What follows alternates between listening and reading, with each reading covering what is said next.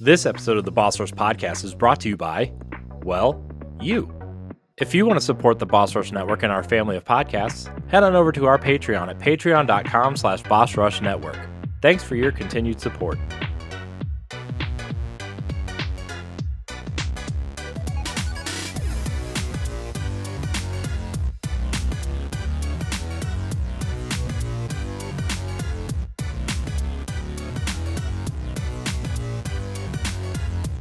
Hello, everybody. Welcome back to the Boss Rush Podcast, a great place to play games and be better. I'm one of your hosts, not Corey Dierig. It's me, your boy, LeRon, the PC muscle race himself, back in the house, as always.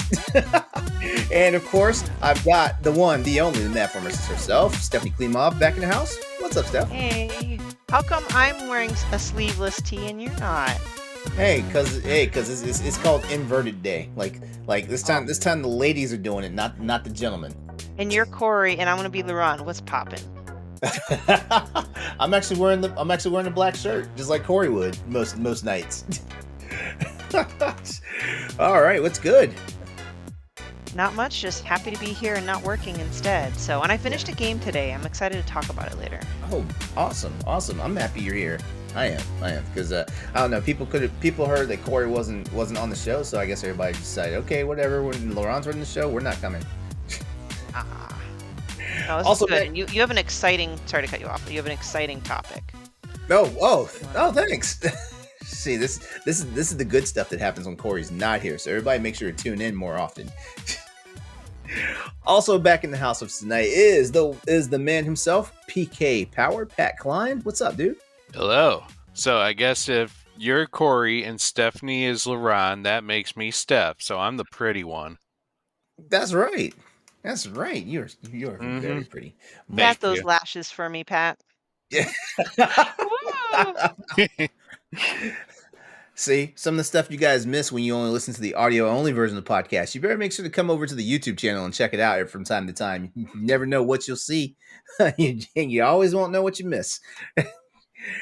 All right, what's up, Pat? How's it going? It's going. It's been quite a week and a half. Yeah. So yeah. Yep. We all know about those weeks. Mm-hmm. All right. And tonight, as a special guest, we have someone who actually needs an introduction because I've only met this gentleman once via Boss Rush Podcast, but I want everyone to just go ahead and give a big welcome to Roger, the man, Reichardt. Hey, dude, what's up? Hey, thanks for having me. Wait, does that make me Patrick, though? Am I Patrick tonight? If you want to be. Patrick, you're PK Power. PK Power. Hey, Milwaukee's cool. Yeah. Another Wisconsin night. Awesome. Yes, it is. No. Roger, our brother from another mother. Roger, right. I came up with the perfect nickname for you. You are Rog, ally of Boss Rush. Oh, I like that. I love it. Play off of Rog cool. Ally. Yeah, I feel like I'm like some fantasy character from like a faraway land, and then I just come marching in and be like, "Hello, I'm Rog Ally." And then I'd be like, "Oh my gosh, Rog Ally has joined the party." Yeah. Yeah. So everyone, happy Wednesday, happy Hump Day, happy Podcast Day. Yay! Happy. Yeah. I'm just ready for the week to be over, as always. Yeah, I feel like we get to Wednesday, and I'm always like, I'm just ready for the week to be over. Yeah, and don't audience get misconstrued of our exhausted voices. It's not that we don't want to be here. It's the week itself, outside of the podcast, that drove us this way.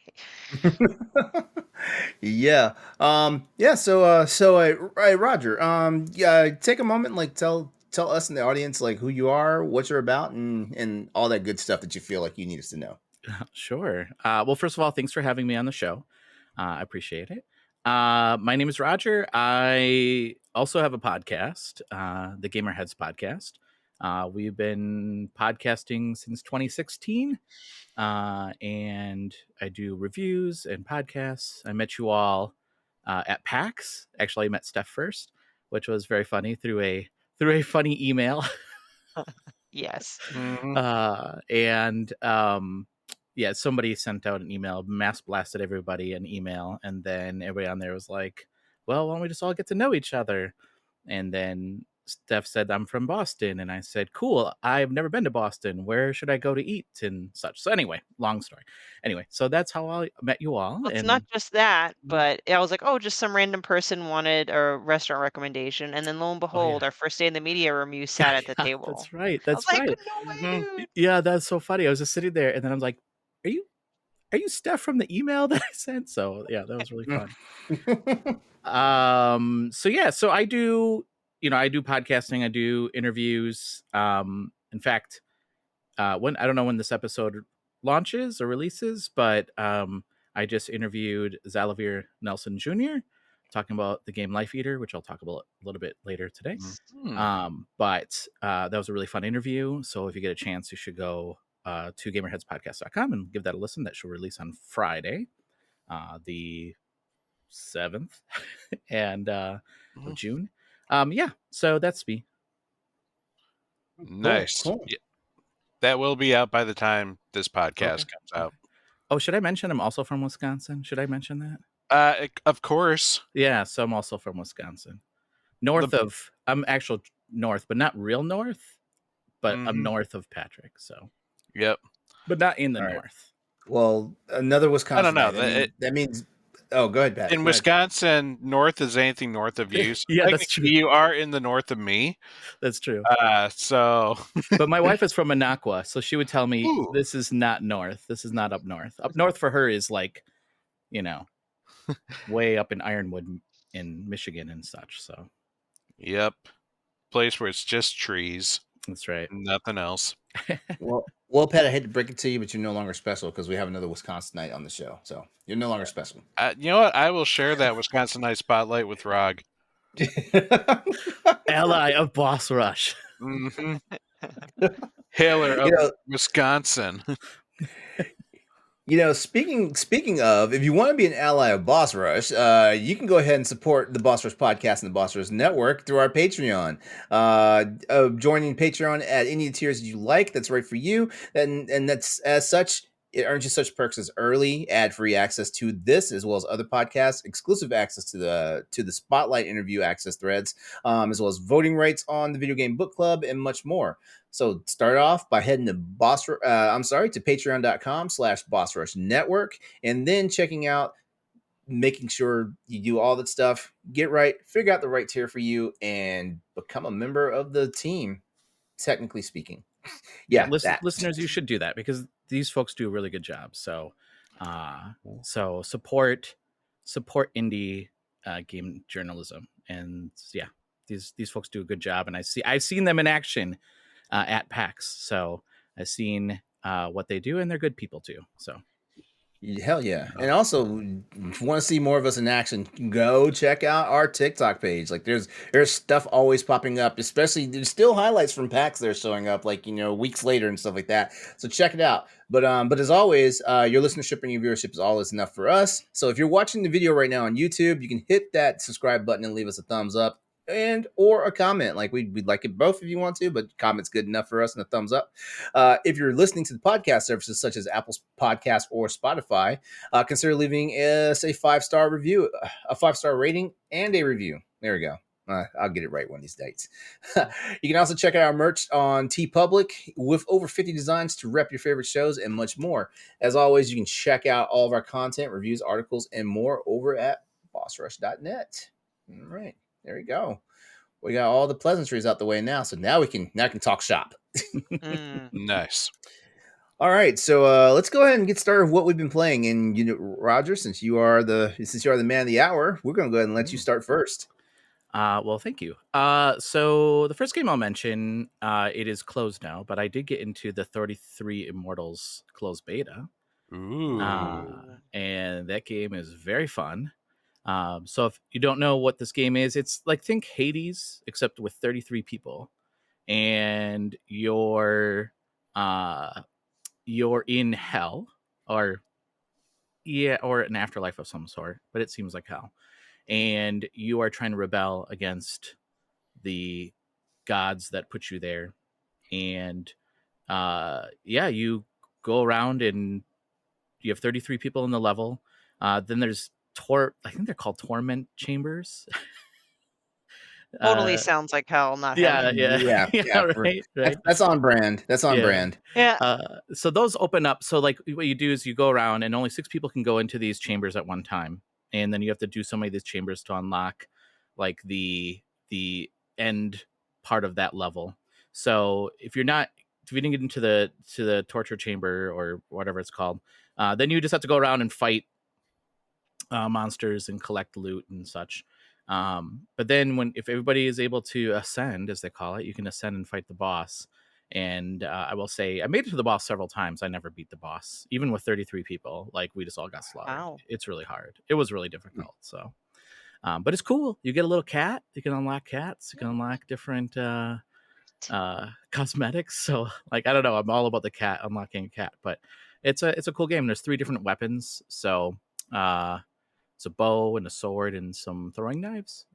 So yeah, I don't know. Listen, not to go back to the cat thing, but see, just another example, another video game that has selected cats as the animal of choice. Continue, Girl, Rod. stop. Yeah. Girl, stop. Oh, I just say got choose. a video game with cats in it too. So Me too. Okay, good night, everybody. This has been the Boss Rush Podcast. We hope you enjoyed the show tonight. But yeah, it's cool. It's a cool game. So that's one game. I've also been playing Hypercharge Unboxed. So this game it just came out on the Xbox, and you are a little toy. Like, imagine if you were a kid, or at least I did this when I was a kid. You took all your toys and you had big battles with all your toys, right? Like, and that's what this is. So yeah, so it's a tower defense game. You have waves of enemies coming in. Patrick, you said you know what this game is? This game got a little traction on Twitter recently because someone said, "Oh, your game's stupid," and everyone came to the rescue. Yeah. So the creators posted that they sold 25,000 copies in like the first day. And somebody tweeted saying, "Your game sucks. You all suck." Something along those lines. Like, this is a joke. You guys are all jokes. And then everybody came to their defense. That was nice. But yeah, it's a cool game. I reviewed it. You can read my review on gamerheadspodcast.com. Yeah, I mean, it's growing up in the 80s, like, it's just a nostalgia moment for me, because a lot of the toys are references the 80s. They're not licensed toys, but they look a lot like the licensed toys. Yeah, you're basically a toy, and you're in a toy store, and you're fighting other toys in the toy store. Yeah, there's other levels too. Like, there's a kid's bedroom, and then there's a backyard, and yeah, it's cool. It's a cool game, and it seems like that seems like for kids, but it's actually pretty difficult. And it's up to 4 players, so you can play up to 4 different play with 3 other friends. And if you don't have 3 friends, you can play with AI, which is very smart. The AI is actually very smart in the game. I was very surprised. So the other game that just came out yesterday, I think, was Star Wars Hunters. I don't know if anybody's playing that here. So that is a arena battle game. It's free to play. It's on iOS, Android, and Nintendo Switch right now. So it's made by Zynga, and who is more famous for the farming game that they have. I forget what it's called, but like some farming game. Free to play game. This is a free to play game too. So like, a lot of people probably were a little leery, like, I'm not sure about this game, but it's actually pretty cool. You can play, like, there's a couple of characters that are unlocked that you can play to start with, and then, like any other free to play game, there's gonna be a battle pass, and if you buy the battle pass, then you could unlock a Mandalorian type character, and but then the rest of it's cosmetics. But it's like Overwatch. If you've played Overwatch, it's like Overwatch with Star Wars characters. So I've been playing that. And the final game I'll just mention here is Life Eater. I don't know if any of you have heard about that game. I've heard of that game. Someone, one of the people one of the YouTube channels I follow is Skill Up. They had that spotlighted on one of their keep your eye on this type deals. So I've heard the name, but I don't know a lot about the game. Yeah, it's a kidnapping sim fantasy, dark fantasy game. No, that's how it's built. Wow. Yeah, yes, you do. Yes, you do kidnap people. But I think there's more to it. So the story is, or the game is about this guy named Ralph who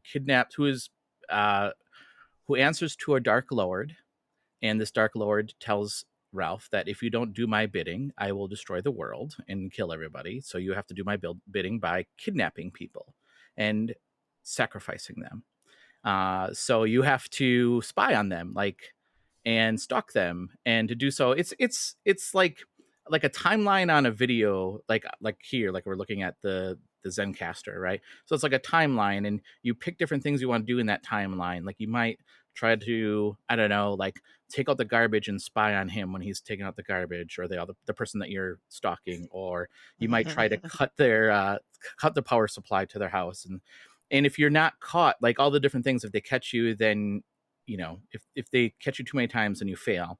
But if you're able to do it, then you abduct them, and then through and then you have to do this ritualistic sacrifice, and it asks you questions like, does this person get more than 7 hours of sleep? So you learn this through like stalking them and clicking on the different things. And if they do, break ribs 1 in 5. If they don't, break ribs 23 and 28. If and so there's like different questions, like are they armed? If so, crush their pancreas. So it's it's a dark game, but on the surface it seems like it's just a game where you are abducting people and doing ritualistic sacrifices. But there's more to it. It's more about this guy being lonely, and he really thinks that the world is going to end if he doesn't do these things. He can't tell anybody about it. He doesn't know if the God he believes in is real or not. He thinks it is, but he knows what he's doing is wrong because he gets caught, and he ends up kidnapping the person that sees him, that notices him. And it must be a really weird moment, because like that's the only time that he gets noticed by anybody, is by an innocent bystander. And now this person's locked up in their in his dungeon. And I'm not going to get into too much of that. You have to play the game to find out more about that. But I think that I think it's more of a game about mental anguish about being alone, and thinking you're doing the right things even though you're doing the wrong, even though it's wrong. And what does that mean for you as a person to go through that anguish of dealing with stuff like that? So I don't know. I think it's a fantastic game. It's on Steam, so if you want to go buy that, you should go check it out. When you were talking about the part about the whole stalking thing, that's when it came back to me. But I didn't. But that was about the most that I got out of like that spotlight back then when it first got onto my radar, I guess you could say. I did not know it got brutal like that. Yeah. It's a dark game. Like there's no question about it. But I think there's more to the game than just like, oh, it's a kidnapping simulation game that has some dark sci-fi elements to it. It's more than that. It's more about, what does it mean for a person that's alone and can't talk to anybody? What kind of mental stress does that person go through?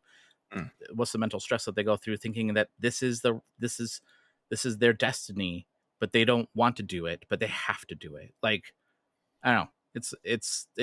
If you look at it from that lens, it's a much deeper game than just, what is this? Yeah. Because I was definitely like, what is this? Yeah. All right. Anything else? Anything else? That's all I've been playing. All right, awesome. Pat, we're gonna go to you. I'm not doing you last. Corey's not running the show, so I do whatever I want. Thank you, LeRon. I appreciate it. And because of that, I won't talk about like 8 games. I'll narrow it down to 4. Solid 7. Yeah. No, I mean, I did beat several games since last time I was here, but I'm curious about one of these games that you have on this list. Is it game number 21 of 2024? Yes, it is. And platinum number 85, Rise of the Ronin. Oh yeah. That's right. I finally beat Rise of the Ronin. It took me 75 hours to Oh my platinum the gosh. game. But I did I 100%ed like all the maps, even though you didn't have to. I got all 100 kitties that you can collect in the game. Kitty That's right. You cats. can collect kitties, and then you can send them on missions, and then they get items for you. Yeah, LeRon. I'm not going to say anything. I'm not. I'm not. But you were interested in this game. No. Yeah, no, I lost interest. No. This is a game that I claimed on my Metacritic draft too. So yeah, I want to know more. I want to know your thoughts on this stuff because it didn't fare too well on Metacritic itself. You know what? The game has a very interesting history. It takes place for the Meiji Restoration. That's when they kind of finally overthrow a shogun and reinstate the emperor back onto the throne. But the story is very convoluted because your character seems to jump from one side to the other and have almost no consequence whatsoever. You mean he changes allegiances like left and right? Yeah, there's two factions. There's the shogunate faction and then the anti-shogunate faction. And you could literally do missions for one or the other and still have friends on the other side that when they come back after fighting you as a boss of one of the missions, they're like, "Oh, hey, how you doing?" And it's like, "Dude, we just literally tried to kill each other like 5 minutes ago." That sounds like social media. Yeah. Can you choose which? I mean, can you choose to do certain missions and not to do certain missions? It doesn't affect anything in the game if you choose. That's the interesting thing. Yeah, you can choose anti or pro shogunate missions, but in the end, the consequences are still going to be the same. That it tells the historic story. So, in spoiler for actual history, the shogunate loses and gets overthrown by the anti-shogunate factions. But you can still play as the shogunate, and there'll be events like, sure, you may be winning the battle, but then there'll be like a cutscene that completely changes the whole aura, and now all of a sudden the shogun's forces loses. Kind of situation. Can I ask another question on that? Go ahead. Question on that? So, do you? But you 100%ed it. So, like, if you just focused on one mission, do you think that would have driven the story?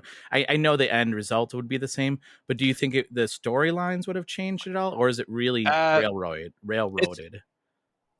I think in some events, like in terms of characters who may live or die, you have an ability that unlocks in Chapter 2 called the Testament of Souls, where you can go back and kind of rewrite your history. So if someone died, you can maybe choose a different option where they might actually live. And that character, like if you were to continue the story from there, would show up. So you can also do that, go through like the pro shogunate factions and then do the Testament of Souls, and once you beat the anti-shogunate faction, it'll say, would you like to overwrite your history with this option? So I didn't have to go too far though into that to I didn't have to literally play the game twice to do that though, to see everything. I managed to get the platinum without having to do that. So but there's a lot of cool characters from the history that you can learn. What's cool is that this takes place also in the same time as if you ever played the Like a Dragon series. Like a Dragon Ishin, Kiryu's character plays one of the main characters in this game as well. Well, except for it's not Kiryu, it's just the guy he plays. So refresh my memory. This is not a studio affiliated with the RGG, is it? Like, nope, it's not Ninja Theory. Team Ninja. Team Ninja. Okay. Yep, okay. Team Ninja. So Ninja Gaiden, Neo. I feel like Team Ninja and RGG are so like adjacent to each other. They might as well be the same studio sometimes. Yeah. No, I mean, like the RGG obviously is more RPG focused. Team Ninja is more like actiony, because they're famous for their Ninja Gaiden series. And then they went to Neo, and they did Wulong recently, and they jumped back to Japan and did this one. I would love to see these guys go back and like recreate Ninja Gaiden again, like reinvent Would it. you? I have a question for you. Would you rather they actually like remake the entire original NES trilogy, or would you like them just to go back to like the current stuff, like the start of the Xbox? I mean, I never actually played, like, didn't really get through either because they were hard, but now with the things that they picked up in terms of like the Souls like combat that they're now pretty famous for, like, I Mhm. would love to try like a Ninja Gaiden in that kind of format. Maybe a Mhm. semi open world, not as open as Rise, but maybe something more on the lines of like Wulong or Neo. Then you could Okay. go back and explore those things while occasionally having a good challenge. There are days, honestly, when I really wish that sometimes. I mean, like we're in the age of remakes and remasters, so why the hell aren't y'all dipping back into like the old like stuff? What? It's nice that Link to the Past, for example, got a remake. But what's stopping y'all from doing the original Legend of Zelda? I feel like. What's stopping y'all?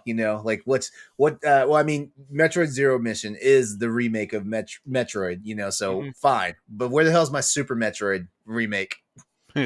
Super duper Metroid. I just just going back and like Contra Operation Galuga is basically a remake of the original Contra. It actually is a remake slash mashup of Contra One and Operation C, which is great, But they definitely took some new licenses and stuff like that, and then hopefully we'll have that team back on soon, like because those guys were great when we had them and stuff like Mhm. that. But yeah, so Rise of the Ronin, would you recommend it to me because like it was on my Metacritic draft and and for a while I was interested in it until like the early release reviews came out, and I was like, Yeah, the, let me sit back on this one. the combat's great, but the story, like I said, got so weirdly convoluted and just with the whole back and forth. Um, I wouldn't really recommend it too much for the story wise. Okay, It okay, does kind of want overstay its welcome a bit. that sucks. Yeah, but the combat is phenomenal. And it's a beautiful game. Like the graphics, while not at the same colorful level as Ghost of Tsushima, Hmm. has more of a realistic level of like beauty for the Japanese countrysides and those old style towns. So it was a good game. A good game. Uh, Not game of the year material in my opinion, but it was good. So I've also picked up Paper Mario and the Thousand Year Door, which is going Please to tell be me one of about our that book. too. This game now, this is beautiful. Like I made the mistake and I called it a remaster before the game came out, and I need to correct myself. This definitely feels more like a remake. Like the graphics are absolutely gorgeous. They look, recreated from hand. It's everything now has more of a paper sheen to it, little crinkles here and there in like the environments. Um, the combat super fluid, of course. They help you out with the prompts, so it makes it a little easier, as well as giving you the option to defend or to counterattack. Counterattack being a lot harder to pull off by hitting the button exactly at the right time. Is Defend it, kind of gives you a that's little more leeway. wait, that's because the game is running at 30 frames, right? I don't know. I don't know if they did that for that or if they just kind of said, "Hey, we'll give you an extra challenge with the reward of completely negating your damage and returning damage to the bad guy with a Oh. counterattack Mhm. versus a defense, which would just raise your defense more so that you either negate the damage or you lessen it." Um, but it still got so much charm. Uh, it's crazy that this was a game for the GameCube, and like that was like almost 20 years ago, and it still feels fresh today. The story is great. The characters are each one has their own personalities, and it's fun just even talking to some of the just random toads, actually, because everyone actually kind of has their name, and you can find out by using the Goomba character to kind of like give you background stories of all the different characters. Or she also has a skill called Tattle in battle, which gives you a little description of what the enemies that you're fighting. And of course, it's got her own little like personality and charm to it. Like all of a sudden, she could be talking something and then thinking like, "Oh my gosh, this is super gross," and or she'd be talking about Goomba and you'd be like, "Yeah, it's kind of like me, but not as cool," or Yeah. So it's this game is definitely worth like going back to seeing Mario RPG back in its prime before Nintendo decided let's stop giving them interesting characters and stories and just give us sticker star. Yeah. I think it's interesting because we just got the remake of Super Mario Brother or Super Mario RPG as well, right? Mhm. So the same year. And it's an interesting time because really, even though I'm old, those games I never played that. I never played and that's a shame that I didn't play Super Mario RPG. And I Yeah. never played Paper Mario Thousand Year Door because I moved on to PlayStation at that point, and I was a PlayStation person. Mhm. I don't want to say like I'm not a fan. I mean, I'm not like Yeah. diehard fan of anything, but it was just that at that time that was my gaming interest, and I moved to PlayStation. So it's kind of fun to see these games come back, but it's interesting to see both of them come back this year too. Mhm. Yeah, no, I mean, I obviously know why they jumped to Thousand Year Door. That was the one that people were screaming for the Yeah. most. But it's interesting that they didn't like remake Paper Mario. Yeah. Like they Well, went straight it's to on the Switch though. It is. It is. It looks like an N64 game. Yeah, it does look like an N64 game. Yeah, where this one, seriously, like, I think they must have used the assets from Paper Mario and the Origami King because Yeah. it's right at that level Is of it did you like, play that one? Did you play the Origami King? I played through like 90% of the game and then I stopped for some reason at the last level and never went back. I don't know why. This is better though than Oh yeah. okay. Yeah, this is traditional RPG, but I won't lie, I do like the Origami King's battle system with the little puzzly combat Mm-hmm. mechanics that it had. But yeah, this one's just straight up like turn-based RPG. You can level up your HP, your flower points, or the way the real gamers do it, they level up the badge points Mm. because the badge points give you the abilities. That's where the money's at. Uh, but yeah, it's a fun game. I already got 3 stars out of the 7 to open up the door. So I look forward to I look forward to talking about that in book club later. Okay, I will. Did you beat the original one? I'm sorry, may I ask that question? No. Go. No, go ahead. Yep. Go ahead. No, I did beat the original a long time ago, so I do know what is behind the door. Okay. But yeah, it's if you haven't tried it, or even if you have, this game's worth like replaying again just for the nostalgic feeling, and like I said, it feels fresh. Um, so the game that I've really been focusing though since I beat Rise of the Ronin is the Trails of Cold Steel 4. And I've been focused on that because the Trails series is coming out with Trails Through Daybreak here in a couple months, and I'm behind because now with that one I have 3 Trails games I still got to beat. With the 4th one coming out here, and I got to at least beat Trails of Cold Steel and Trails into Reverie. Like I want to at least beat those this year before I can play Daybreak. But it's a great RPG. It's interesting how this series like became popular. This is a series that has a very continuous story. This is like Trails of Cold Steel 4 is essentially the 9th game in this series, and the story behind this one, while heavily dependent on the first 3 Cold Steels, also ties into what's called Trails of the Sky series, as well as the Trails from Zero and to Azure series as well. Mhm. And overall, like, I think now Japan's getting their 13th game. Yeah, the 13th one in the series is coming out in Japan here pretty soon, and it's really cool just to see that this is a story that they've been working on for well over 10 years now. It's just continuing on. A lot of repeat characters come back because it's very like character focused. You see these characters from game 1 and you see how grown up they are by game 4, and just how the relationships between them and anyone else, even the non-playable characters, are reoccurring. And you sometimes have quests dealing with them, and then you see them later on in a game, and you kind of get like a feeling like, hey, what's up, what's been going on with your life, and you get a little get to know them a little bit more. It's really cool just how immersive that world is because of how involved the series is. But yeah, I need to catch up. So I'm working on 4 right now while there isn't a whole lot else out there.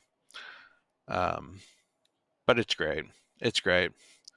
And finally, I'm also playing a puzzle game called Picross S, which they've come out with a lot of Picross games in the last couple months, and I'm trying to play them all, and it's daunting. But this one, the new Picross S game that came out, is based on Namco. It's called the Namco Legendary Edition.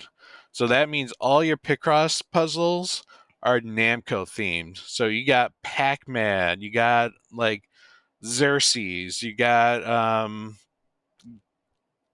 Galarian, like you got all the old like arcade cabinet 8-bit Namco like characters or objects that you're essentially making these puzzles out for. So it's fun. I loved it when they did the Sega Master Series, and I love this one. So I'm hopefully going to beat this one before another Picross game comes out. Otherwise, I'm in trouble because I tend to jump to the next one. I still get the Story of Seasons pixel lines to do, as well as the Logiart Picross series one that came out. There's too many Picrosses. I even got the one for the that were old Nintendo DS ones, and I got all the DLC with that. So it's like the Nintendo DS, like the 8 games that came for the DS. I have that one. I still haven't even touched that. Do you have the Zelda one that was on the 3DS? No, I want that one, but there's no way to bring it. It was like free. It was a free game if you had so many coins. Yeah, unfortunately, yeah, I never did get that. I got the I got the Pokemon one, and that one was kind of a gotcha like version of Picross, where you had to wait a certain amount of time or buy points to continue on with your puzzle. I thought that was like rude. I don't want to take time between my puzzles. I binged these puzzles. Did I touch a sore spot or something? No, but the Pokemon one did. He sounded a little offended. If you want didn't to he? touch a sore spot, talk about Hyperlight Drifter. We do not talk about that series. We do not talk about that series with me. Sorry. To give you history, though, Roger, yes, I have beat that series. I tried to 100% and get everything in that series, and I got very freaking mad with it. It's one of those things where once I beat the game, I did not feel satisfaction. I felt anger. I Wow. felt disappointed in myself that I continued to play this game, and even though I hated it for like the last 20 hours of playing it, I still played it, and I hate myself for going through all that work. That should be an icebreaker because I have a game like that. You guys will not agree with this, but I felt that way with Untitled Goose Game. Really? Yeah. Wow. After playing that game for like, I don't know, several hours, I sat there and I'm like, what am I doing with my life? I did not like that game, but I liked Little Kitty Big City. That is almost kind of the same thing. No, it's not. It's not. No, this Little Kitty Big City has a cute story to it. I mean, so did Goose Game. Did it? Yeah. You were a goose and he tormented people. Yeah. Okay. Mhm. Not a story. Though I will say, if you're interested in like bird games, the Duck Detective Oh, Duck and the Detective. Secret Salami, Yeah. it also has a designated quack button. Yes, it does. Mm-hmm. Anyways, I'm done. All right, cool. I did have a crap. I had a question. Back when you were talking about a Thousand Year Door. Oh, Okay. So here's the thing. Like, I completely skipped Thousand Year Door because, like, I love the original Paper Mario so much that mhm. that when it came out on the GameCube, like, I still had my GameCube at the time. So when it came out the GameCube, I looked at it and I was like, I don't know if I like the direction this game went. But so tell me, did I miss out on something by not playing this, and should I pick this up now? You should. The direction does seem a little bit more of the darker side. You're in Uh, a town called Roguesport, and like the second screen has a gallow, like literally in the center of the screen. In a And Nintendo game in a Nintendo game, there is a gallow right in with the center Mario. of town with Mario. Oh my! Uh, and for those who don't know what a gallow is, that's basically where you hang people. So it had a rope and noose. But And stickers. But stickers. no stickers. The town What? has graffiti though. But weren't they stickers? Weren't they paper? Oh yeah, Gallows? it's like it's like a paper thing, Yeah, but paper gallows. They're not it's as 3D. scary. It's Maybe that's the diorama. loophole. That's the loophole. That's right. Yeah, That's right. but yeah, As long as we everyone don't in make this, it realistic, it's fine. yeah, but yeah, it takes more of a darker theme where like everyone is like a thief or like a mob or just like I don't know. It's not as it's colorful, but it's colorful in a very dark way. The Paper Mario and Thousand Year Door. But it's definitely one that I highly recommend. I do think it was better than the first one in terms of improving your characters, your battle, and just overall fun of the game. so which one is more? Which one is more panned to be the bad one then? Thousand Year Door or Origami King? Oh, it's different. That's the problem. Like Paper Mario and Paper Mario Thousand Year Door are very similar, and then Paper Mario went into Super Paper Mario, which was more of a platformer where you could shift between 2 and 3D. And then you got Sticker Star, which is objectively the very worst one because of its bare minimal story and the fact that the combat no longer gave meaning. Like you played the combat so you could get more stickers to use in combat. There was no progression system in the combat. Was that a DS or 3DS game? I don't remember. That 3DS? was a DS one, That was I a believe. DS. Yeah. Then you had Color Splash for the Wii U, and I fortunately never had that one. Which I hear was a step up from Sticker Star, but not by much. And then you had the Mario and Luigi Paper Mario crossover game. That one was actually pretty fun. And then you have Origami King, which is, I would say, is probably the third greatest Paper Mario game. Thousand Year Door being the first, right? I'm assuming. Yeah, Thousand Year original Origami. Everything else can go to the wayside.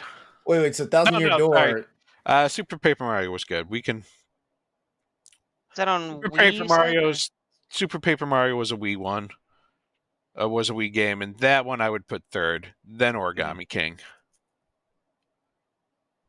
Oh, so Origami King's just last, basically. Last of the good ones. Okay. Oh, the I good don't- ones. Okay. I don't acknowledge Sticker Star and See, Color Splash. I think the reason why I liked the Mario and Luigi series a lot is because Mario and Luigi seem like the natural continuation of Paper Mario. If Mhm. that makes any sense. Well, Yeah. actually, my bad. Actually, Mario and Luigi seems more the natural follow up to Mario RPG. I'm sorry. I think that was the issue. Was Paper Mario and Mario and Luigi were very similar. They both had the turn-based battle system with the button context to it. And Mhm. so I think that's kind of why they're like, we're going to take Paper Mario into a different direction. And then they realized that no one liked that direction. And so they kind of brought it back a little bit with the Origami King and made it more better. But yeah, the Sticker Star and Color Splash were the dark days of Paper Mario. All right. Thanks, Pat. You're welcome. Stephanie, you're up. I wish I feel bad. Like I don't really have that many games to talk about. I really need to make time to play. Newsflash, So I neither do I. mm, but I am, I'm enjoying what I am playing. So Same. I'm going through Hellblade 2 very slowly, just because I don't know, splitting time between things, and my son decided he's going to start playing Roblox now, and the only place he could play Roblox is on the damn Xbox, and it pisses me off. I caved. I really didn't think he could go any lower than Minecraft, and he just had to go to Roblox. Wait a couple of So years, he'll jump to Fortnite. no, hell no. I don't know. I guess if he does, he does, right? I'll just call him a loser and be done with it. Just kidding. He still plays a few Mario games. He played Mario RPG with me. So there's some redeeming qualities. Mm-hmm. If you ever listen to this in the future, son, you are not a loser. But Hellblade 2, I won't say too much because I know Corey's been talking about it, but just as someone that hasn't come from a spot from originally being a fan and just getting into it late, I do find it fantastic. It's breathtaking visuals. It's the same type of gameplay, but just better, or it just didn't Mm-hmm. get worse. And I do like Senua's interactions with other characters, so I'm really into it now. Like really, I'm liking it better than the first one, but that's just kind of whatever. Hopefully, I'll finish it next. But I did finish Ghost Trick Phantom Detective. Nice. Nice. I love that game. I had no idea where this would go when I first popped it in. My first impressions were still positive. I'm like, oh, interesting mechanic. It's a little puzzly. It's kind of quirky and cool. But then the more I played it, I'm like, I'm really digging the art style. I'm digging the music. There were only a handful of puzzles where I just caved and looked it up just because, due to limited game time play, I want to Mhm. eventually finish the game. Mhm. Characters are so endearing, and then when I reached the ending, it even had twists that I didn't see coming, and I was like, and I cried. I did cry a little bit because the Mm. story, it is very poignant. The whole, like, you can kinda empathize with the antagonist and stuff like that, and I'm like, "Whoa, I love this game. I am so happy I played this game. I hope more people play this game." It's really a treasure. Thank you, Capcom. Love Ghost Trick. Yep. I love anytime anyone says thank you, Capcom. I love it because Capcom is my favorite publisher. Yeah, They are. I'm starting to really appreciate what they've made, and not only that, but I have a lot of respect that they kind of not, I'm sure every company, so to speak, has it, but they had their up years Mhm. decades ago, and then they kind of went down a bit as far as like what they were able to produce. But I really think Capcom's like back and on fire, with the Monster Hunter Rise and the next Monster Hunter Wilds, the Resident Evil remakes, uh, stuff like that. I'm like, dang, Capcom's just really they're back and better than ever. So Now, if they really, really want to be perfect, they need to create another Mega Man game. yeah, just Well, that last little I bit. mean, do we think there's going to be a Mega Man announcement at Summer Game Fest? No. Then they're not Curious going to. if Capcom will They're be at Games Fest or if they're going to do their own Capcom Presents. Because haven't they done their own Capcom Yeah, Presents? I, they've done it the last couple of years since the whole E3 thing. I think it was confirmed that there's going to be an extended Monster Hunter Wilds trailer at Mm. Games Fest. So Ooh, yes. I was kind of Yes. hoping for them to make to be represented because of that silly Play Asia listing of all like the Resident Evil titles. I'm like, Mm. yay, give me Resident Evil, but I guess I'll have to wait. You gotta get some goddamn Code Veronica remake. That's all I care Well, about that right was now. one of the listings there, so I I got know it's one of the excited. listings. Well, no. I thought No, PlayAsia just had the Resident Evil 9 thing. I thought that was no, just they it. literally listed like every single Resident Evil game, like Resident Evil Oh, 5, okay. Resident Evil Code Veronica, Resident Evil 0, Resident Evil remake, and Resident Evil 9. Say remake. I like it. I love it. What do we even need them to remake Resident Evil again? Do we need Yes, that? yes. Why? Why? First Do we person need mode. do we need to just remade just so it keeps with the aesthetic of what's been going on right now, Resident Evil? Like Yes. just bring it out and completely isomorphic like Put it in the like Resident Evil engine. If you want to see how you can become a Patreon producer, head on over to patreon.com/BossRushNetwork. The Patreon producers for this month are Adriel Munger, Austin Campbell, Celeste Roberts, Christian S., Sana Dierig, Francisco Santillan, Matthew Keel, and Todd Oxtra. Thanks for your continued support of the Boss Rush Network. Yeah, okay. Mhm. Fair enough. Wait. No. I'm not gonna ask the question right now because I don't want to bog down the show any more than it's going to get bogged down anyway as we get into our topics. As far as what I've been playing, it's still basically the same stuff. I took an entire week off from Tekken, so there's no Tekken on my list of what I've been playing. I am basically all in on Monster Hunter Stories 2: Wings of Ruin right now. It's funny because like I know in my original playthrough on the Switch I'm a lot further than I am right now on the PC version. I'm playing on the ROG Mhm. Ally, so basically is like the Switch times 5 basically. But like I just fell in love with the story all over again, and that's something to be said. For a game that you put down, like I think the only reason why I put Stories 2 down is because Sunbreak came out. So I was like, oh, I'm getting back on main Monster Hunter. I'll see you later and stuff like that, and just Mhm. never got back to it.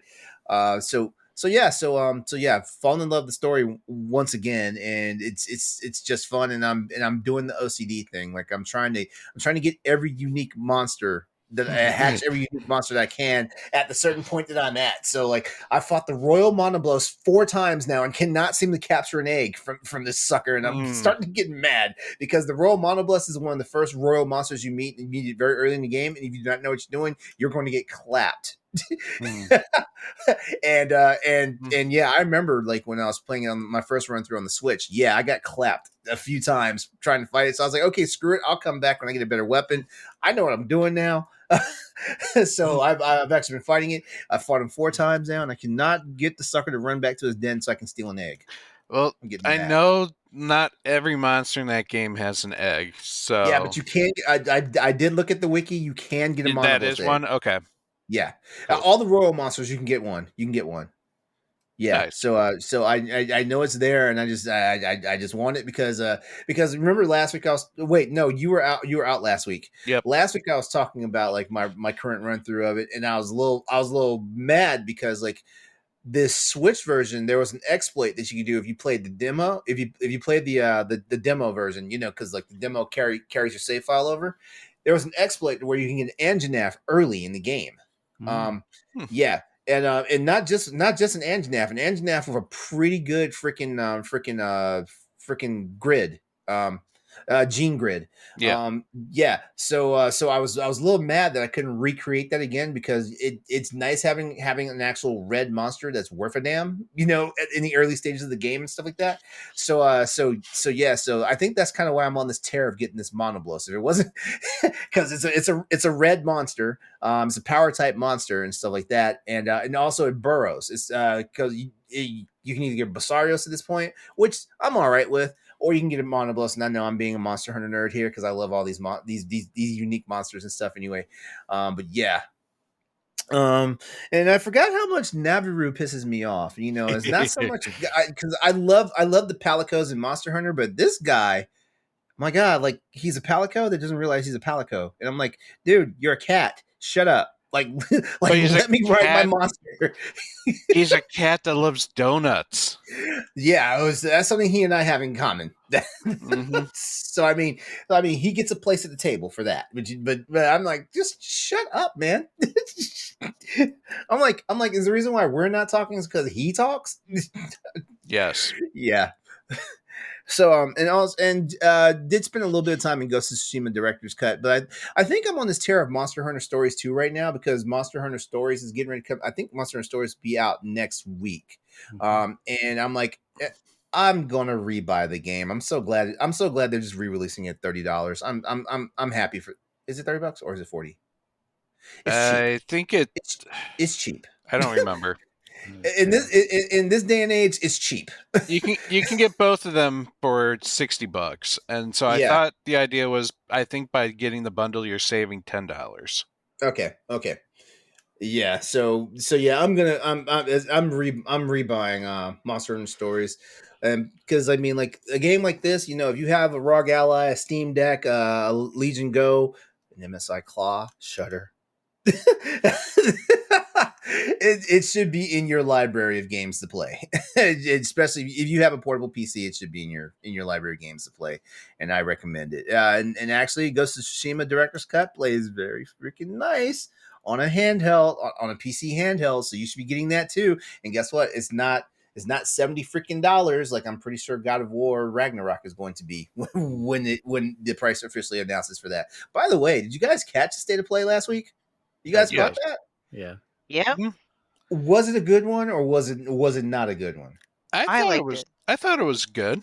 I thought it was Yeah. solid. Mm-hmm. Yeah, I thought it was a solid State of Play. I don't know what's wrong with the internet out there, and this is not just me being like the host of Crossroads, and it being a former Sony show, whatnot. Like, no, this was compared to the last couple of SOPs that were out there. Like, this is a good one, and it's definitely better than the showcase they had, which the showcase was basically more about like first party and exclusives for Sony and stuff like this.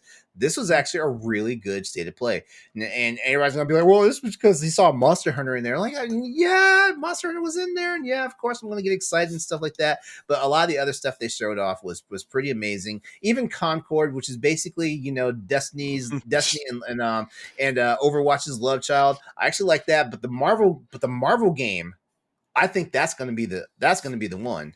Marvel Rivals. Yeah, Marvel Rivals. I think that's going to be the one. Like, Yeah, you took the words right out of my mouth. They had a great variety of what they showed, and they were all like, there's something for everybody. I mean, look how well Helldivers 2 as a multiplayer has been doing on that platform. So they have something multiplayer. They have that Marvel thing, like you said, that not for me, but I know will be a hit. Monster Hunter, even though I couldn't get into it with Rise, but like it looks like an epic next chapter in Monster Hunter, so I think that's a strong showing. They threw Silent Hill 2 in there. Now, Silent Hill 2 was the one that I was like, this is looking rough. But the presentation Konami did actually kind of like redeemed it. Yeah. I'm guessing they're like they gave Sony like pre-cut stuff. But it wasn't the stuff that they had ready to go for their show and stuff like that. So yeah, because Silent Hill, in my opinion, was like the stinker of the show. In my opinion, even the VR stuff looked a lot more intriguing than Silent Hill during the State of Play. Alien game. I'm all for Astrobot, by the way. Yes, me too. Astrobot's my game. Yeah, Astrobot. Thank you. Yes, Glad someone mentioned it. That Do you game think- could be so freaking good.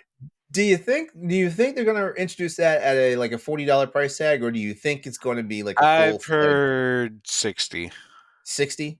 Okay. Are we cool with Astrobot being $60 game? Hell yeah. I've heard that there's a ton of levels in there, right? I already forgot the figure, but there's like it's supposed to be 8 worlds, 10 levels. So this is basically like a Super Mario rival. I think they said 75 levels altogether. So given that, like, that's fine. It's a full game, especially if it's fleshed out in the same way that Astrobot's Playroom was. On the PS5. I would have paid money for Playroom. That game I would have paid money too. Yeah, I would have paid $30 for Playroom, to be perfectly honest. And the fact that this is 4 times more than Playroom, I would pay $70 for Astrobot. Yeah, it looks like I finally have a reason to dust off my PS5. Mhm. Yeah, I think that's the thing that I was gonna say is I don't think there was anything in that direct. It was a fine or state of play. It was a fine state of play, but there wasn't anything that I'm like, oh, I have to go out and buy a PlayStation 5 because I don't have a PlayStation 5 yet. So Mm. nothing convinced me to go out and buy a PlayStation 5. Anything that I've seen was fine. Yeah, I mean, the Astrobot, Astrobot, Astrobot. Yep. Astrobot. Yeah. Astro Boy is something different. Yep. Yeah, that looked good. And Concord looked like a game that I probably wouldn't play. No offense, but just Mhm. not my cup of tea. Yeah, But Yeah. if it wasn't a 5-5, what 5 versus 5 shooter Yeah. was it? 5v5, yeah. Yeah, Yeah, 5v5, you know, yeah. it looked like it should have been a single player experience, like Guardians of the Galaxy, but Mm. it's a Well, that's shooter. kind of what like that video kind of like it was like a riff on Guardians of the Galaxy. Not saying Yeah. it was like meant to Yeah. joke or poke fun at it and stuff like that, but it had that Guardians of the Galaxy vibe, and I don't know, like I feel like in that space, Sony's a little behind the curve on that one. It seems like they're playing catch up. They're playing catch up on this when like a lot of the companies are already moving on. But then again, this is also like Firewalker's first game, and remember, this is a studio that Sony like basically acquired with us not knowing any information about. It was a brand new studio. They only had concept stuff at the time, and Sony was like, "We're gonna put our faith in you. We're gonna snatch you up now," and stuff like that. Mhm. So Well, I'm Roger, I mean, sorry. no, I was gonna say I'm putting a little bit of faith in them, but it's also with a grain of salt. I was It's just going to say, I think this is what the majority of people on the internet need to learn is you can not be interested in the games in a showcase or a direct, and it could still be an objectively good Mhm. showing. Yeah, It's a good Agreed. showing, but just not for me. Yeah. Yeah, agreed. Mhm. Yeah, that's what I was gonna say. Like that isn't this is what I love about the video game, the state of the industry. There's a lot of things I don't like about the state of the industry, but there are some things I like about it. And the fact that listen to all the games we're playing and the diverse like landscape of all the different games we're playing and just like hearing the deep dives into like Monster Hunter and the lore behind that, and it's fun. Like I think that's so cool. Like, I don't know enough about Monster Hunter to deep dive into that stuff, but it's fun to hear other people be excited about it. Like that's cool to Yeah. me. I think that's awesome. Mhm. And I play games that a lot of people won't play because they're like, that sounds weird, and that's okay too, right? But that's what I love about the state of the industry. I don't like the layoffs. I don't like the greed that's happening across and the burnout that's happening. But I do like the wide variety of games that we offer. So I do care about your Monster Hunter. I do Yeah. care. Yeah. I was just being silly in the chat. That's all. No. I was about to put the war cry in Yeah. the comment stream. No, before we veer too far off topic there, I think it's a great transition to our current topic that we had Mhm. tonight. It's just how the state of the video game industry is going, and in more particular, the media of the video game industry. Yeah. Mhm. Mhm. Yeah, like for real, so yeah, like everyone knows right now, the news is Ziff Davis is buying more gaming media. Ziff Davis, for those people who don't know, that's the parent company of our favorite site, IGN. Sarcasm. Mhm. They also own Humble Bundle, which I actually subscribe to the Humble Choice monthly and stuff like that. I feel like Humble is definitely like a really good like website, and they have a very good venture with all the stuff they do for charities and organizations and stuff like that. But yeah, like gaming media in general, like you don't have to be a hardcore gamer just to know that gaming media is basically dying. It's on its way out. Like it's all basically like SEO farming, just guides, of course, like, clickbaity pursuit of angry mobs and all that stuff. So why did Ziff Davis decide to buy more sites? Eurogamer, VGC, Video Game Chronicles, and parts of Digital Foundry. That's just part of the few things that are purchased out there. And of course, layoffs have already begun. Which, going back to something real quickly, a few like last month, Microsoft doing another round of layoffs and stuff like that. One of the people who is a former developer for not one of the teams affected by Microsoft's layoffs, but just one of the people that had been like rolled up in rounds of layoffs. They were like, like acquisitions and mergers usually means people are losing their jobs. It doesn't mean people are Yeah. keeping their jobs or having better job security and stuff like that. So there's that thing. So I guess the general question for everybody out here tonight, including our listeners and viewers out there, is what is happening in games media?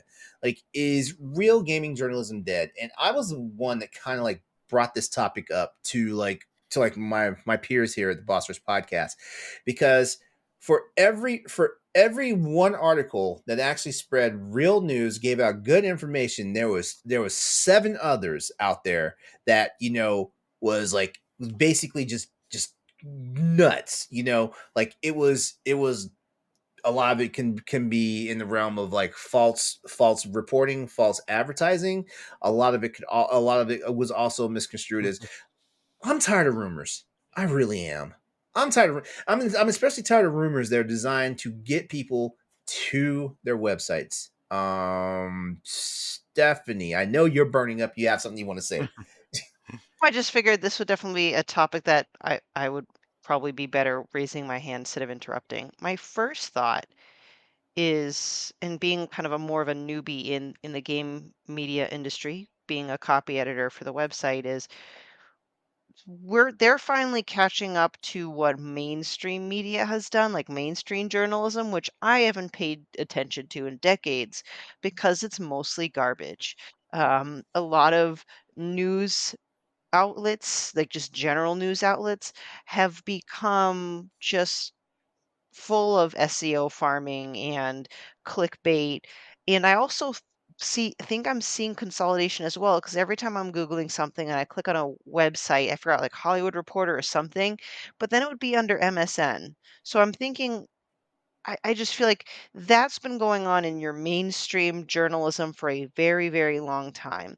And you see what happens. People lose trust in them or don't take them very seriously. And I feel like video game media, I don't know if it's just because it's newer compared to mainstream media, but that's finally caught up. It's now in that stage where you're just there for the clicks. There is a lot of consolidation. I think journalism in general is industry that's difficult to make money and keep money in today's day and age. It's a challenging industry from a financial standpoint.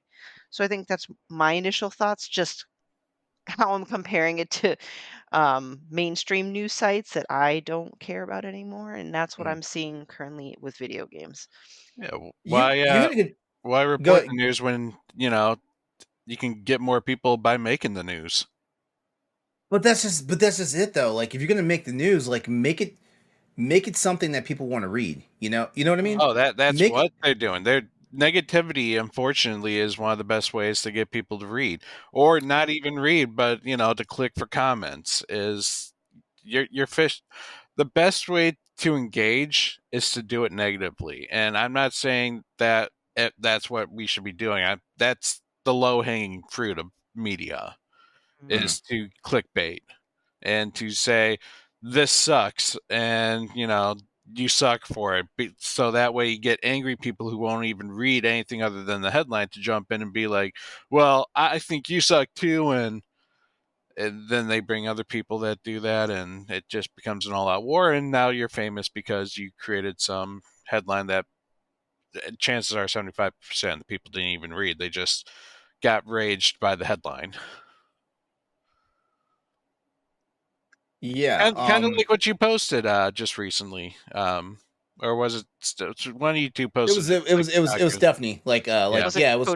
It was yeah. from Kotaku. Yeah. Kotaku and the trans bullets, Yeah. Like was purposely designed to pick up rage, people without anyone ever even clicking on the article, but now they're news because of it.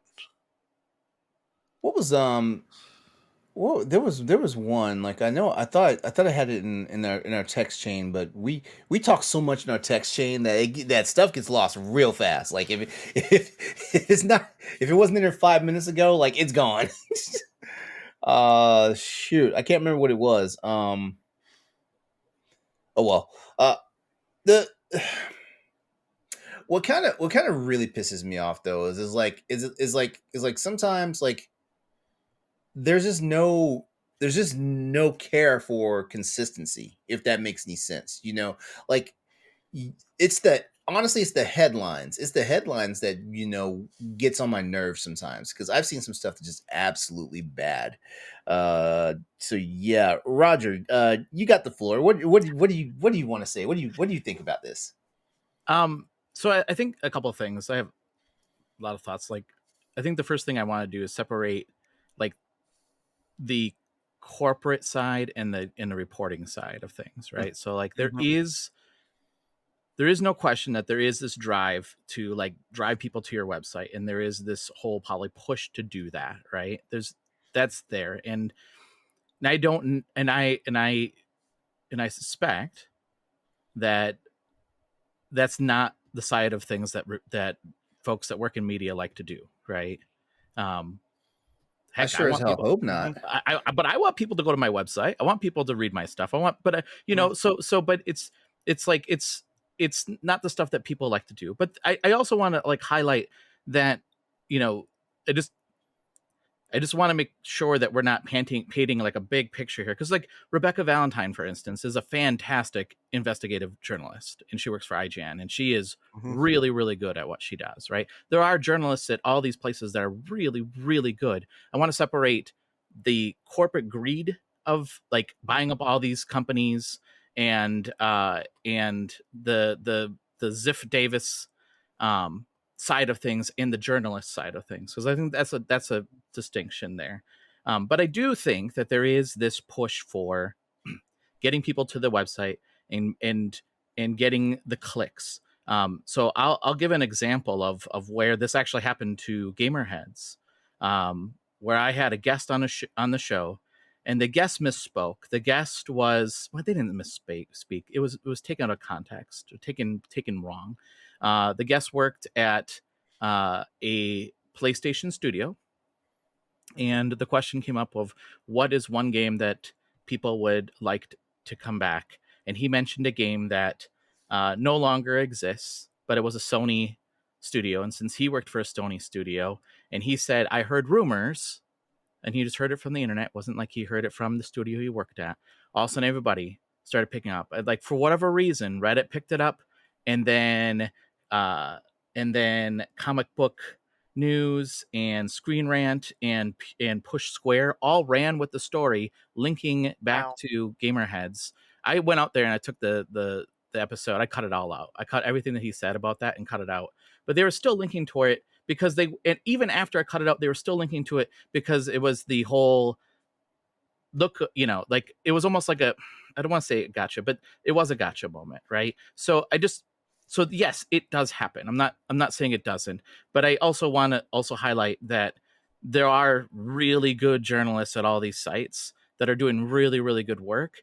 And I just don't want to paint a bad picture of corporate greed and put that on these journalists as well, because it's not their fault, right? There is this push that, there's got to be clicks, otherwise that's your job, right? That's and that's the hard part, I think. Very fair. Absolutely. Great point. That's absolutely fair. And as such, even though we've name dropped some websites and stuff like that, I'm not going out there, because like the last thing I want is to be a person that's also part of like gaming media, to accidentally put stuff out there and someone winds up getting doxxed, because that's a real serious problem on the internet right now. Yeah. And you think it's just politics, or you know that this is happening. No, it's real. It's everyday real life stuff. It's just maddening. Like this stuff happens all the time, and so that's why I'm not naming names and naming absolute articles and stuff like that. Yeah. I will say this though. There's more genuine ways of getting like your clicks and stuff like that. And yeah, you can find ways of doing stuff, without okay, if it's absolute news, then yeah, like put out the headline whatever way you want to. But if there is no story there, why put the most like like egregious headline on something? Well, and And then people have to read like 19 paragraphs to find out, oh, there's no news. yeah, and that's my biggest complaint too. Like, I know I've gone out to sites where it's just like, it's like this free game is something new for Nintendo players, or something Nintendo just released this brand new thing, and you go out there and it's just like an icon on the Nintendo Switch Online. I'm like, well, okay, and I had to read through several paragraphs to get to that point. But again, I do Yeah. suspect it's not the writer's fault. It is this is how you're going to write, because we want them to stay on our site long enough to get to the 15th paragraph where you actually reveal what the hidden gem is, and it turns out to be not really a hidden gem at all, right? Or like I read this all the time. This secret gem is only $1.99 on a Nintendo Switch, and then you go to it and it's like, it's a good game, but it's like, yeah, this game is always on sale. Like, why are you highlighting this now, right? But again, it's a weird moment, I think, in the gaming industry, because I think the big media industries are also facing up against folks that, and I'm not trying to sound mean here, but like folks that go out there and just create a YouTube channel to create buzz about something, whether it's good or bad, whether it's good journalists or bad journalism, or not journalists at all. It's just they're trying to generate something and get clicks to them, and then they get money off of that, right? And it's like they're trying to counteract that, and it's weird because I think the internet, in how it works, in how where our minds are wired to focus on negative things, sometimes kind of drives that as well. And maybe our mind is negative. Maybe our minds are driven or wired to negative things because it's our survival instinct to survive, and we fight that and whatever, and that's what we latch on to. I don't know, but it is weird to me that it's a weird landscape right now where it's getting the number of clicks is king. But I mean, you still have you have other sites, like you have Game Informer, which is fantastic. Like they do really great writings, right? Yeah. So like I'm glad you mentioned that because with my distrust of GameStop and stuff like that, and the fact that GameStop owns Game Informer, it's wild that I will actually pick up a Game Informer and read it and know 95% of the content that's in there is actually credible. It's wild, But then like flip it, Game Rant, for example, like it's almost finding like a haystack, like a straw of hay in a stack of needles, Yeah, I imagine it's probably really hard to write news because of how the changing landscape is in the industry, and like that you have to get. I think the other thing I was going to say is, I think the other thing that's counter to what we would rather see is just you have to get stuff out quickly, really fast, right? Because if you're the first one to produce it, then people will go to your site, right? And sometimes that means that you can't dig into the resources or sources as much as you'd like to. I think that's the other thing, is just it's the corporate greed that's constantly driving people. Like, we want people to go to our site, you better be the first person to put something out there. Yeah, I think that's what the main driver for that is. Yeah. I think that's interesting, because now you hear about things like Kotaku, how they're trying to more focus on guides, and I think that's more because of the clicks. That I'm more likely to click on something for a guide than I am for a news story, to be perfectly honest. You can hear the news story on just about every social media now. Before you finish that sentence, I want to ask you this real quickly. Is it because like the trust in Kotaku's reporting of the events has been eroded, or no, do you think I think the corporate just wants more clicks. and that's why they Okay, want okay. to switch. It was a corporate decision to go more with a focus on their guides than news. Even though I don't know if Kotaku's actually gone in that direction or not, because I don't read Kotaku. But game guides are supposedly like one of the bigger pushes now, because of the fact it's the printed media that people will actually go and click on. Yeah, and it's more evergreen, you know. Mhm. Yep. Speaking of game guides, go check out Game Rant's game guides from our friend Grayson Morales. Grayson Morales. Yeah. Mhm. Yep. Yeah. Quality journalist right there. See, Grayson, we trust. Yep. In Grayson we trust, yes. In Grayson, we trust. That is true. Yep. Okay. So I kind of said everything I wanted to say, especially because like I was on a brush the topic, but I did want to see how everybody felt about this, because in all seriousness, I swear to God, like I've had up to here, and Honestly, honestly, I think the move was more of a corporate move. Zip Davis is either one, trying to get rid of competition, or two, he's trying to get assets. And Mhm. that's honestly why he bought those. I don't think he has any, or I don't think the company has any aspirations of expanding by taking those. I think they're purely, we're taking your assets. Yeah, and I think the other thing that I wanted to highlight with that too is the moment that happened, they said we took care of redundancies, or we get let go of redundancies, which means they laid off people, right? They Mhm. laid off journalists that have been there for a very long time at these places. And again, I mean, like, I think, separating Zip Davis from the journalists that do the work, like, that sucks. And it is a weird time too, because I do think that there's a lot of people that think that they can write and rip on games journalists and say how terrible they are as well, right? Like on social media. Like, social media is the other thing I think is the great evil in our society, because boy, everybody is an expert and they can hide behind an avatar that doesn't, and have like 3 followers because they just made that account to rip on somebody. And it's a it's a weird time where you have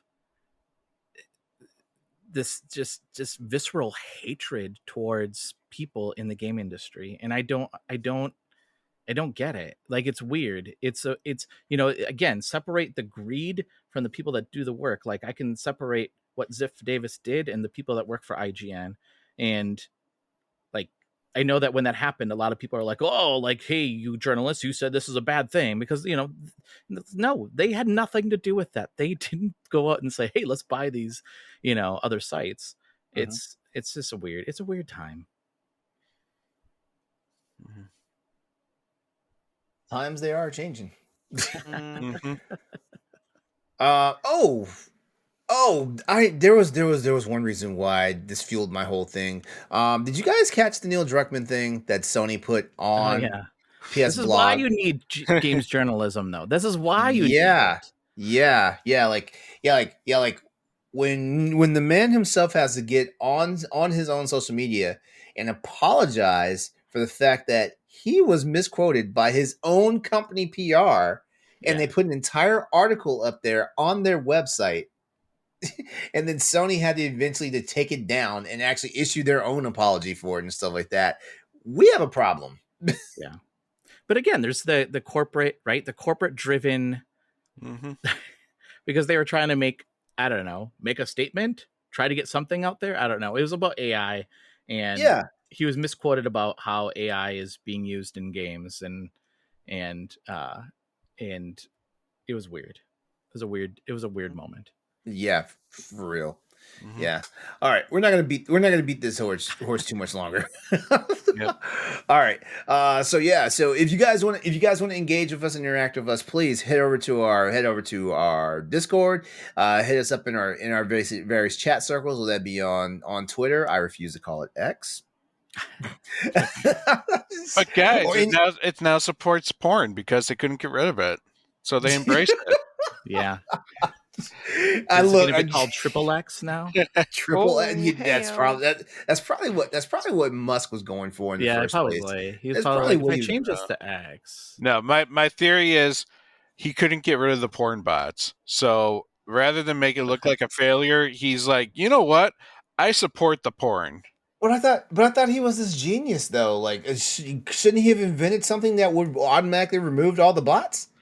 Shouldn't he? He's not the genius. It's the people that work for him. Oh, I know.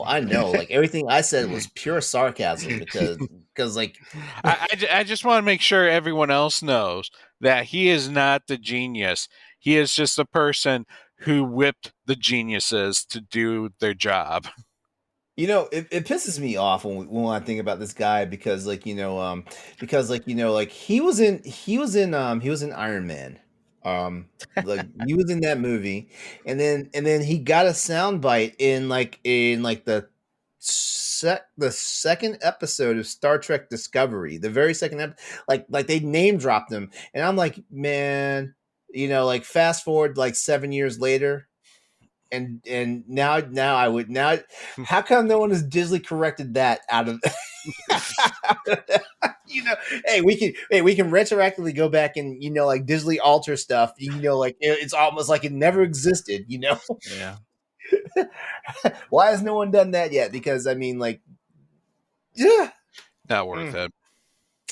Maybe, It's yeah, not worth it probably isn't. Yeah, it probably not. They don't want to spend more money because of this guy. They don't want to Mhm. do that. Yeah. All right, so we're gonna go ahead and close off that topic. Do we have time We- to hit up our I think we question? can hit this question as long as we don't go like really deep That's into it. fine. Yeah, we're Okay. good. You know, All right. So just remember, you can always submit your questions through Patreon to the Patreon thread that goes up every Tuesday. You can also find our Twitter thread or join the Boss Rush Network Discord server and find the podcast question thread there, and just go ahead and ask your questions there, of course. The one and only Yari. Yay!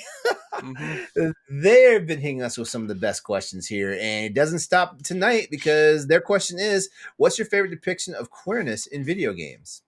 in honor of Pride Month. In honor of Pride Month, yes. Mhm. Yeah. Who wants to go first? I can do that.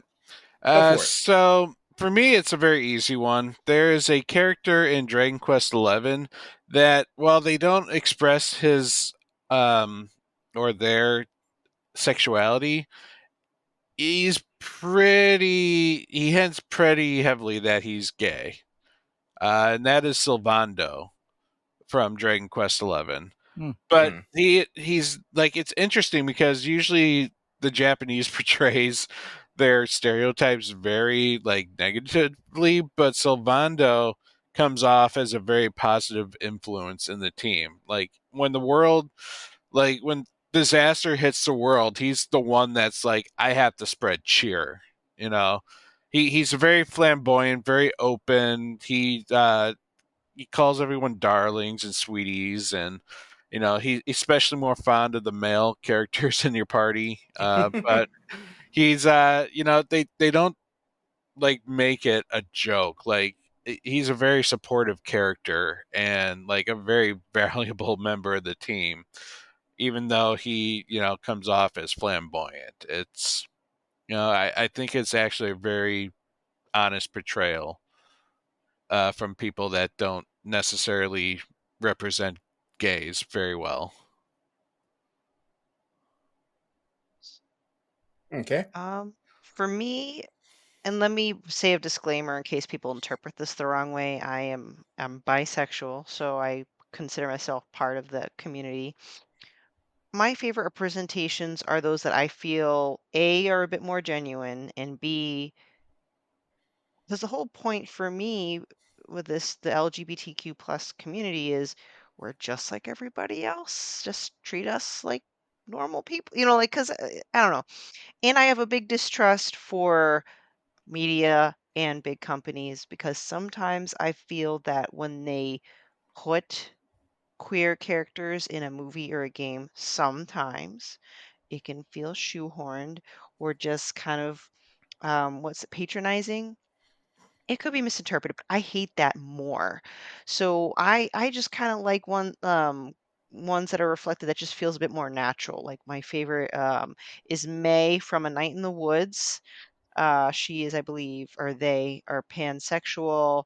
I believe that she has a best friend that is male. It's hard to say what gender because they're all like anthropomorphic animals, but there's a lot of LGBTQ plus representation in the game. But it's not like in your face, like look at what we're doing. It's just they're people living their lives with these relationships and the struggles that go along with their everyday lives. And then another one is probably a bit more popular of a game is, Baldur's Gate 3. There's lots of queer characters in there, but they're just littered throughout the world along with everybody else, and it's just normal. You know what I'm saying? So like that's when I prefer and enjoy and appreciate the representation is when it's just we're all part of the story and I'm not just shoehorned in here be like, hey, that's the gay person in the game. We're woke, we're cool, man. No, that goes up it goes up me sideways. So sorry It for has the to feel minor genuine, rant. right? It has to be Genuine. genuine. Yeah, Thank exactly. you. I agree. See, Yeah. Raj is just more sophisticated and just threw the word out instead of me just like Yeah. standing on my soapbox, shaking my fist at the sky. No, That you were well spoken. I agree with you on that. So yeah. no, that actually just reminded me of another one from a very recent game, Dion from Final Fantasy 16. Hmm.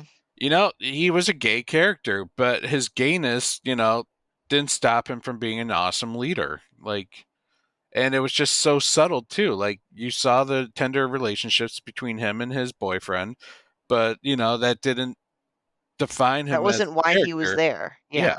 Yeah. Mm-hmm. So anyway, sorry, didn't mean to jump in there again. No. Yeah. Perfect. Roger, did you have someone you want to add to this? I do. I don't know if any of you played the game In Stars and Time, but it is a RPG game where there's loop mechanics, loop mechanics like looping time, Mm-hmm.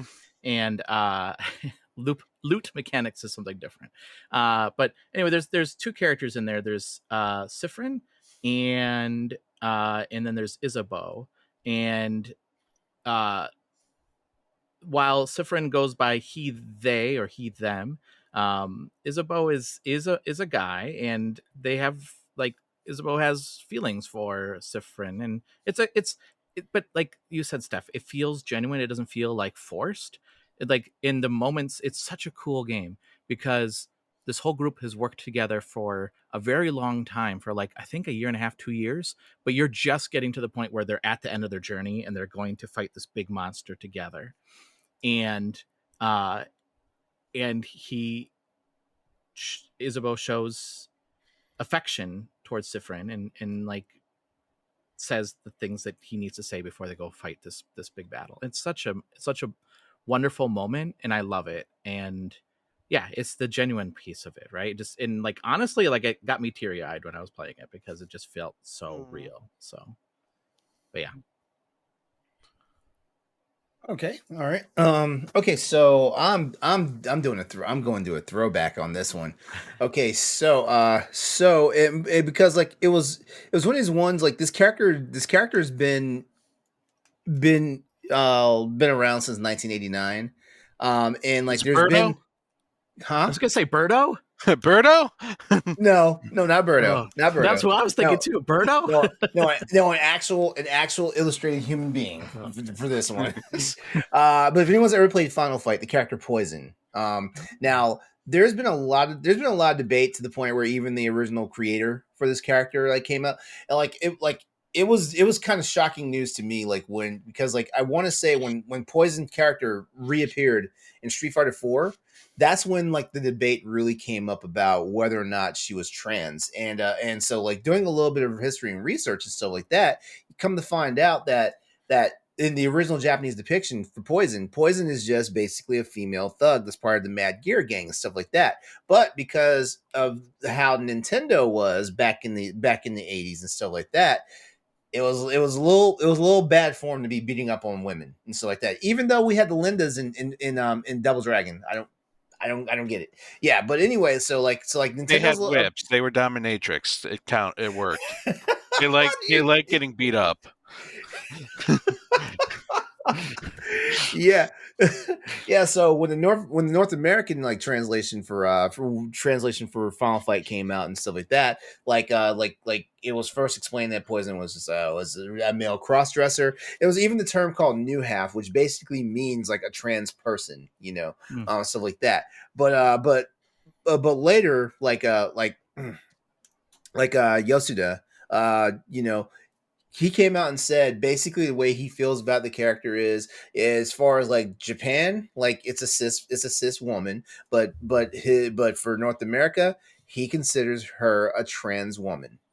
Actually, a post-op trans. Those are his exact words. Poison is officially a post-op transsexual woman and stuff like that. And it was just wild thinking of that. Like we've been playing video games like since the Nintendo era and stuff like that, and we already had like like some type of representation for queerness in games and stuff like that.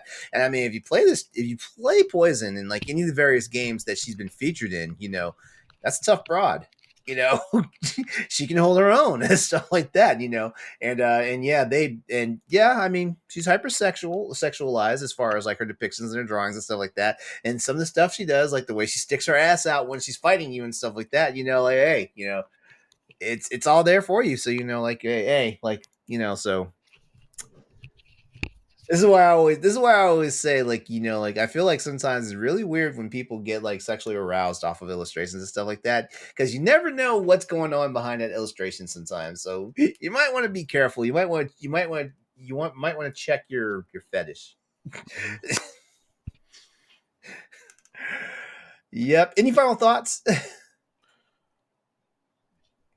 Does Yeah, Birdo this was count? good. Can Birdo count? I think so. Birdo is considered a cross dresser in the lore. Okay. Mhm. Okay. Yeah. I didn't know that. Yeah, I like Birdo Birdo is too. considered.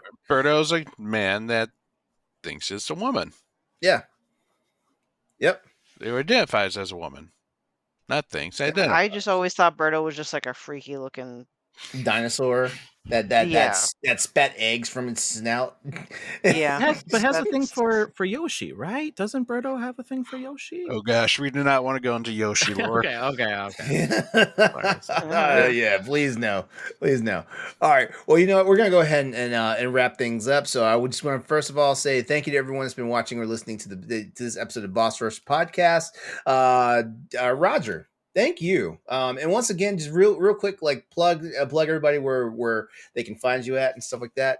Yeah. Well, again, thank you for having me on the show. I really appreciate being here, and I feel like I'm your adoptive kid or something like that. You're a ROG ally that's of right. Boss Rush. That's right. I forgot. But yeah, you can follow me on Twitter at NintendoRaj, which is really funny because if you go there, the banner is actually all of us. I'm interrupting your picture. Mm-hmm. Yay! That's Yeah. my favorite. Yeah. So it's fun. I believe that's the banner. Was my banner on Facebook? Sorry, go keep going. Yeah. Sorry. So that I love that picture because it's very funny.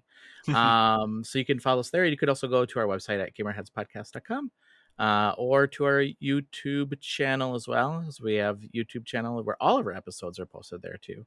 Even the really bad ones from like a long time ago when we didn't know what we were doing. So don't listen to those. I mean, you can, but I wouldn't. It would be wasting your time. But yeah. Thank you again. Yeah, no, thank you for joining us. Thank you. It was a pleasure. Okay, as always, you can catch new episodes of the Boss Rush Podcast every Monday on your podcast service of choice or on YouTube. You can get the show early and ad-free along with other perks as well as for as little as $1 just by being a patron. So hit up patreon.com/Boss Rush Network. And also, be sure to check out our merch and find all the other content on bossrush.net, our website. Pat, Stephanie, it's always a pleasure. Always a pleasure, Great you guys. conversation. Mm-hmm. Yep. Thank you for your time tonight, as always. And also, thank you everyone out there who's been watching and or listening. Hey, everyone, guess what? This is episode 231 of the Boss Rush Podcast. We all want you to go out there, play games, be better, have a great night, and take care of each other. And, give some of these guys a break that, are journalists in gaming. They're trying to have job security, and I don't know. Mm. Maybe we give them a hard time, but definitely do not give us, your writing team at Boss Rush Net, a hard time, because we do it because we love you, and we do it because we love gaming. So yeah, everyone, have a good night. We'll see you next time for our all new episode of the Boss Rush Podcast. So long. Bye. If you want to see how you can become a Patreon producer, head on over to patreon.com/BossRushNetwork. The Patreon producers for this month are Adriel Munger, Austin Campbell, Celeste Roberts, Christian S., Sana Dierig, Francisco Santillan, Matthew Keel, and Todd Oxtra. Thanks for your continued support of the Boss Rush Network.